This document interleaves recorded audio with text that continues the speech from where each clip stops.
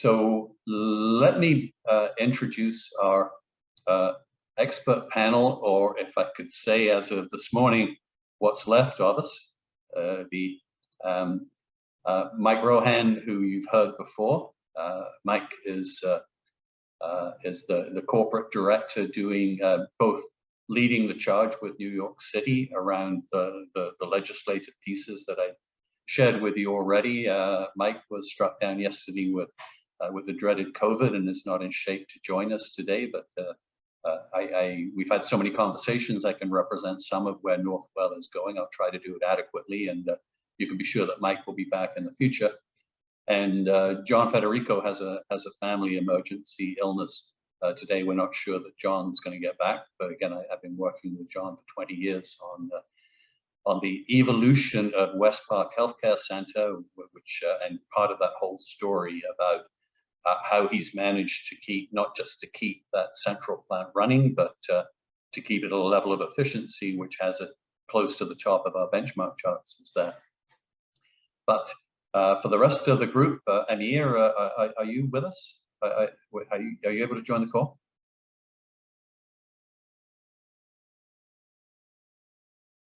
Did you say Amir? Yes, there you are. Yeah, there you are. I am Great. on the call. I only got 4 pictures there, and I was just getting slightly anxious, but only slightly. I know I always rely on you. So let me provide the introductions here, and I know you're going to learn more about each of our panelists as we go along. But Amir with Niagara Health, for us, one, he has great insights. There's a lot of thoughtful things happening, but he's also got this wonderful span from aged existing facilities like Welland that are going to be repurposed over time, to the new hospital, the new P3 hospital at St. Catharines with its combination of central plant, to the one that's under development at Niagara Falls, South Niagara Hospital. So Amir brings this kind of range of looks all the way from the deep past to the future. So looking forward to that. Miles from Shared Health Manitoba, thank you for joining us, responsible. And again, as we introduce this, we'll get a bit of an overview of the size of Miles's portfolio and the age of those parts. So hospitals in real world situations, from individual facilities like Niagara, or individual healthcare organizations like Niagara Health, to province-wide activity with Shared Health Manitoba is a big deal. And from the industry side, Paul, many of you will, probably most of you will be familiar with from Thermogenics, also the current president of the Canadian Boiler Society. We've always enjoyed conversations with Paul around where is technology going and how are we going to bridge this gap to the low carbon future in hospitals when boilers are going to be part of the mainstay through this whole thing, through that period. And Brent Frame, Smith & Anderson are at the heart of a number of the seriously low carbon hospitals like Humber River and William Osler that we're tracking, Peel Memorial that we're tracking over time and writing case studies on and using as reference points for the research projects that we've been initiating over time. So Smith & Anderson we see as absolute leaders in this space, and we're looking forward to Brent sharing with us the, if you like, the key principles. What are we heading for with new facilities, and what are we heading for in this transition, again, of the thousands of hospitals that are working their way towards low carbon in future. So let me just, as Michael said, we want to talk a little bit about getting the most out of your existing plant, because we're not going to replace them all overnight. So getting the most out of the existing plant and buying time for the transition, both for planning purposes and to give time for technology and process and funding models to catch up with the reality of the world. So existing plants, how do we get more life out of them, and how do we make them as efficient as we can? That is the place that we'd like to begin this conversation, and we will just remind everybody of resources that are already out there for you to refer to, and that will kind of build this conversation around with the panel. If Greening Healthcare members on the call will be aware that on the members website, which is where all your data resides, so it's not a public website because it's for for obvious reasons. There's this tab up in the top corner called Documents, and within there you'll find all the recordings of previous work that's gone on, but you'll find checklists and draw your attention to the boiler plant checklist. There's also a steam system checklist within that. So a lot of this we've covered before, and you can find it in previous workshops and webinars, and it refers to some of the attempts to give you a full span of things where you can say, I'm already doing that, I'm already doing that, that's interesting, this doesn't apply to me. But if I could refer our panelists to these conversations, this one was structured around what does an existing conventional plant look like and the options that are there. So flue gas economizers, and again, in the assumption that John is not going to make it from West Park today, I'll kind of give you the reference point there that over the past 15 years, knowing that their plant was in the hospital was coming to the end of its natural life, they spent a lot of time refurbishing the economizers. They were always there.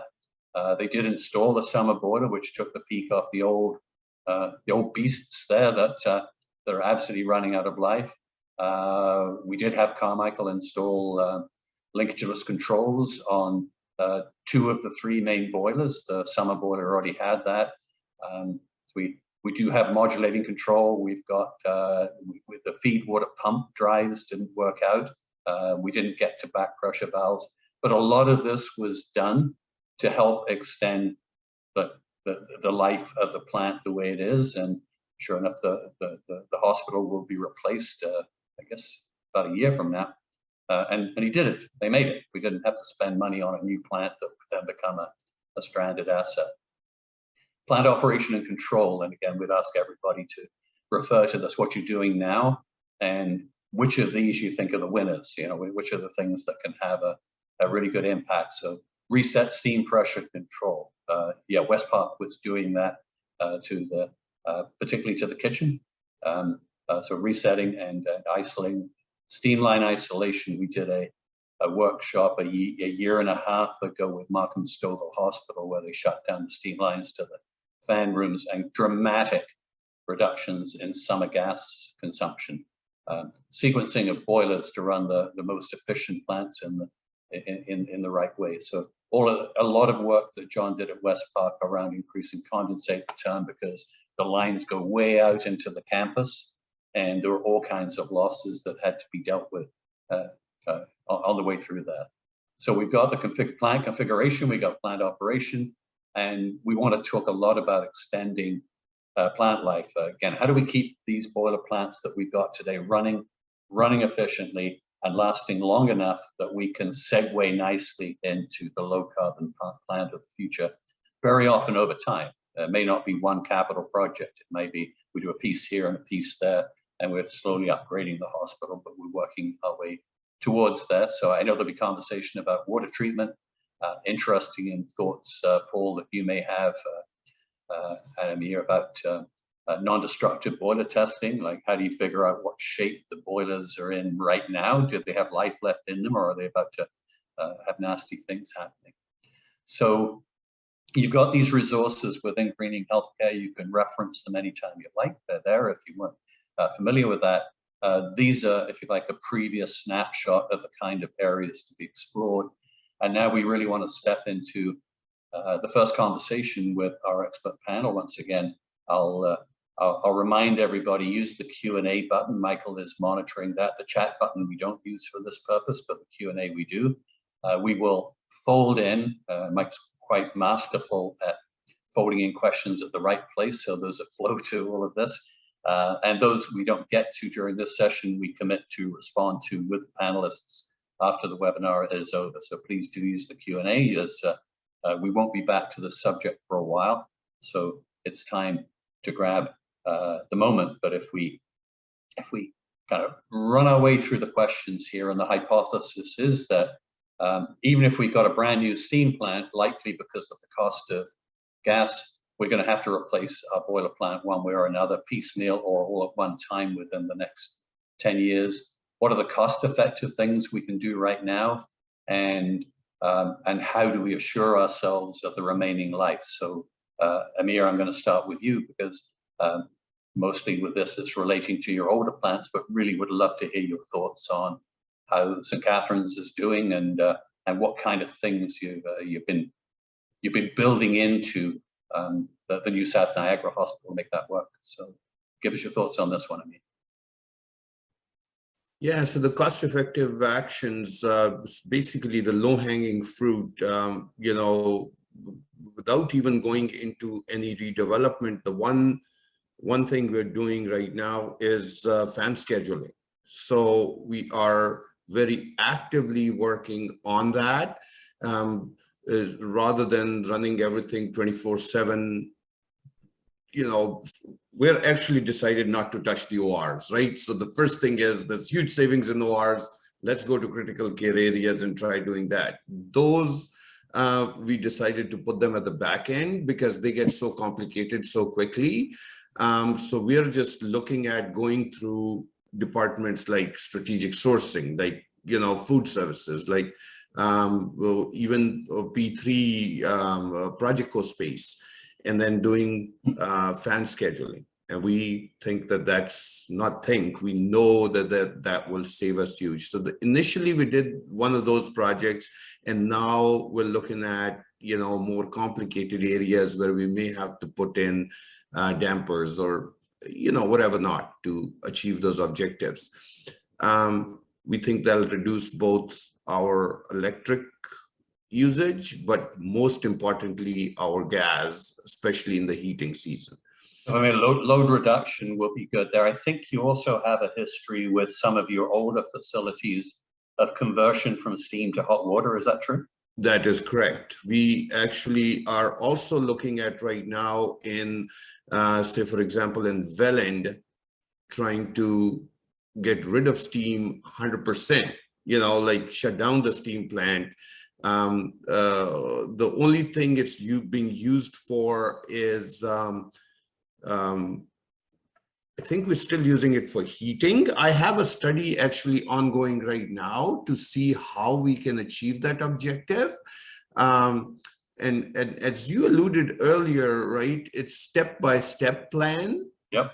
So to come up with that plan first and then execute it, because I don't have, just because we're building a brand new hospital, I can't, you know, put $10 million or $20 million right in one go. So I have to come up with a plan and then piecemeal it to achieve that objective for that infrastructure renewal. So yeah, steam reduction was done. That was done actually 5 or 6 years ago, maybe even 10 years ago at some of the sites, but Welland escaped us at that time, mostly due to MDR. And now that MDR is not, you know, because we built St. Catherine site, MDR is not as active in that site. So we gotta have a look at what else can we do. So the plan is ongoing, yes. So Miles, remind us how many hospitals that keep you awake at night.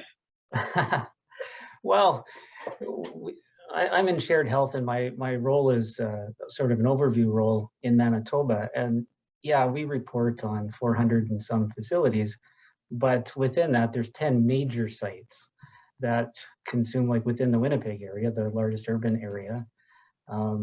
And it goes from there. So we have a lot of rural hospitals, but I'm including PCHs with that as well. Yeah, so it's pretty broad. And I think that the commentary here is very good on, you know, what do you do if you're, because this situation is common across Manitoba, where we've got, say, natural gas boilers, they're getting close to replacement, but there's still some life in them. So what do you do? And I think that efficiency is the place you look. You look for ways to reduce your load. Because that's how you're going to get good gains. Most of the efficiency measures that you can do are cost effective. And we're finding that in Manitoba, where our rates are half of what they are in Ontario. So if it's working here, it's it's a pretty good strategy. What kind of corporate strategies do you have, looking at the size of your portfolio, even as you say the 10 big ones, around do the boilers still have life in them? What's done around building condition assessment, around, again, non-destructive testing? Are the tubes good? Are and so on. And around the efficiency side, the boiler testing that you have to do every year, is anybody able to use that and say we can improve efficiency here, here, and here? Do you have any clever master plans around such a big portfolio that you have to manage? Yeah, but I think what I really like about what you just talked about with greening healthcare is having a repository of measures that you can take. And what that does is that allows me to direct regions, facility operators to a place where they can get information, and this is what you can look at. And I can ask key questions like, have you done anything to optimize combustion air? And the other aspect of this is to monitor, even at a high level, how facilities are doing. The benchmarking is critical, because if we're seeing that certain facilities are high on the thermal side, Yep. then maybe we should be taking a look at those facilities and target it that way. Yeah, I mean, we don't necessarily have a lot of mandatory, you shall have a condition assessment type of thing. Although we do have some condition assessments happening, particularly around the PCHs, which have been difficult for us to get a handle on where are they at and how should we prioritize these measures. That's helpful. Paul, at Thermogenics and with your role in the Canadian Boiler Society, what are the top few? Where are you seeing most of the activity with existing hospitals, existing plants, in terms of looking to push this agenda forward, extending life, improving efficiency? I think, I think first and foremost, and we were going to hit it 100 times here today, is making sure that benchmarking is done accurately, because to understand how your loads shift as the hospital returns to end of life is critical in making good decisions. Emma, I think you really painted a strong picture there as a hospital perhaps relieves the requirement for surgery and sterilization. All of a sudden there's low-hanging fruit in low-grade heat opportunities. So to say maybe we don't need steam, and if we do, perhaps it's strictly for humidification. So understanding the benchmark of a particular facility and how that benchmark is evolving near the end of life will be critical in the low-hanging fruit. Now, the low-hanging fruit you typically will find in traditional steam plants would be heat recovery opportunities. A lot of older facilities, the sacrificial heat exchanger that typically goes early would be heat recovery from, collecting flue gas, and sometimes they're not repaired. Low-hanging fruit, easy to repair, quick win.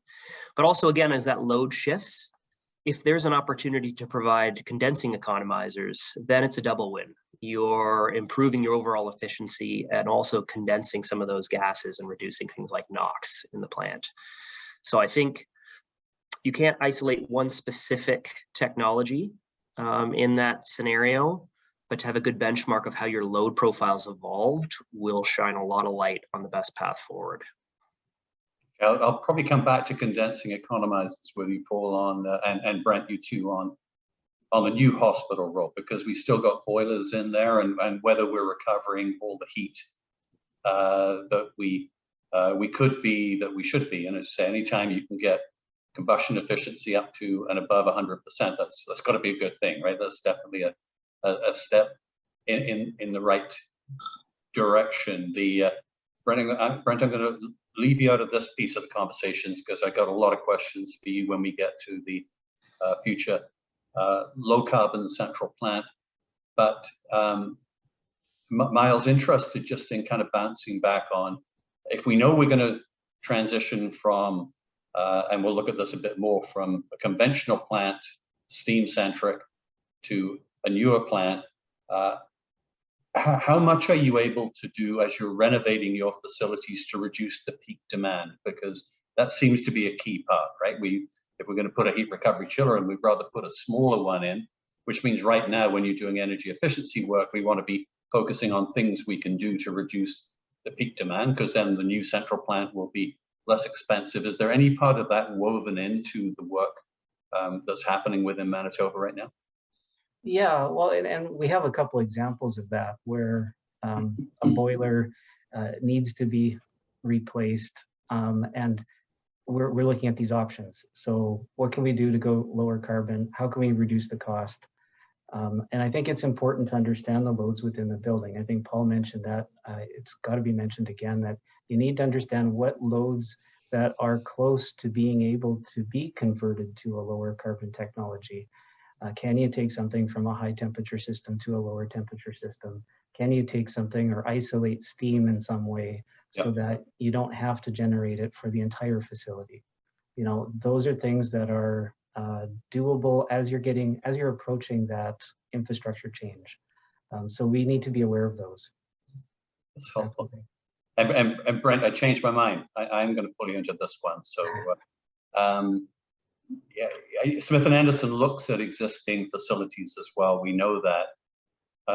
What advice do you have for us and for everybody on the idea of right sizing? So so many times we look at a plant and it's occasionally it's really tight, it's kind of stretched, but more often than not, it's substantially oversized. When you're looking at existing facilities, what is the guidance you could offer about right sizing the plant, whether it's chillers, whether it's boilers, steam boilers, hot water boilers? What is that? What kind of advice do you have in that area?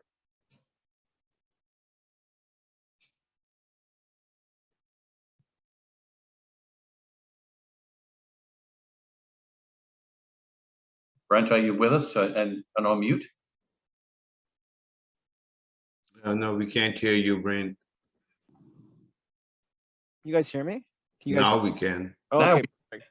Sorry, I just had to switch my microphone settings here. I think Miles touched on this either today or maybe on our previous call, and I think Amir sort of touched on this as well. But I think one is having the plan, right? Like knowing when you're going to be replacing equipment. That will give you some time to start thinking about the things you need to do. And I think this is something that Miles said is getting some data, right? If you know that you're going to replace your boiler plant, your chiller plant in 5 years, if you know it's going to be 7 years, this is the opportunity now to start, you know, if we can, trending data that's available already on the BMS, right? Or perhaps installing meters to give us some idea of those loads are, so we can actually look at, you know, is the right size for those pieces of equipment. Because I mean, you know, without those pieces of data, not knowing what the system's actually doing, and getting some indicative data over a couple of seasons, it's, you know, I don't want to say that we're guessing on what to replace with, but you know, the data is obviously, you know, invaluable, right? So I think just knowing that plan and then being able to plan around, you know, getting whatever data is available, or you know, having a plan to actually get that data is really important. Yeah, and all of that speaks to lead time, right? The one thing that seems to be nobody's friend is there's never enough time to do it right. You decide, if you decide that next heating season you have to replace the boilers, you know, you won't have a lot of time to figure out how to do, you know, how to do things as efficiently as possible. It's really just a band-aid solution to replace what you've got with, you know, whatever's there, right? Whatever space is available to put like for like in, right? So that's probably the most common theme, and we heard it. Amir, didn't we, from your redevelopment team with South Niagara? They bought themselves an extra year of planning time, and it still wasn't enough to do all the things that you want to do. And that's for a new hospital development. In some ways, it's even more challenging to plan and prepare for and have a roadmap for how you're going to transition an existing hospital where it's in use and everybody's kind of under pressure and so on. Michael, anything on the Q&A right now, or have we got a quiet group today? No, nothing yet. Fire away, people, if you have something on your mind, want to know more. I can share one other piece here, Ian, that I think is particularly important as we look at hospitals that are nearing, you know, the end of life, or we're transitioning load out of them. For those who are using condensing boilers, natural gas-fired condensing boilers, use caution as you start to reduce the load. Turn down and the impact of excess air in the way in which combustion occurs in condensing boilers can have a negative impact on efficiency if you're not careful, because condensing boilers that you over air at low fire will actually drive the dew point of natural gas to a different location, resulting in no condensing at all. So be sure to just double check the performance of whatever you're putting in there as you start to wind down the load profiles on how they're going to impact the performance of condensing natural gas fired boilers. And I think that's the most common thing I see is like, well, I don't understand. We put these really efficient boilers in. they're not getting the results they'd hoped. So just kind of a tidbit there to think about as we wind down the plants. So Ian, I just want to mention my manager our manager for Niagara Health is also on the site, and he's keeping me honest. So he's texted me a couple of things. We converted Port Colborne because, as you alluded, we have a P3 site. We are designing another one, and then we have 4 traditional sites right now, 3 of which will be closing down when we build the South Niagara Hospital. And then Welland will have some form of longevity, but exactly what it's going to look like is not 100% sure right now. So Port Colborne and GNG was converted from steam heating to natural gas. To boilers, and then Welland is still on steam heat, and the study that we have right now is to look into the opportunity of how do we convert that to. So there's 2 different plans. One is the net zero plan, 2050 plan, and then within that plan is these smaller plans and chunks. So the study that we have for Port Colborne that we've asked our consultants to do, we've asked them to not only do a feasibility study, but also come up with a list of projects then in their bite-sized projects so that I can use her funding and or our internal funding that we get for renovations around the $3.5 million mark. But then that's not just for this, right? It's for everything else. So bite-sized projects. I love that idea, and it's almost like we've been rehearsing this week, Amir.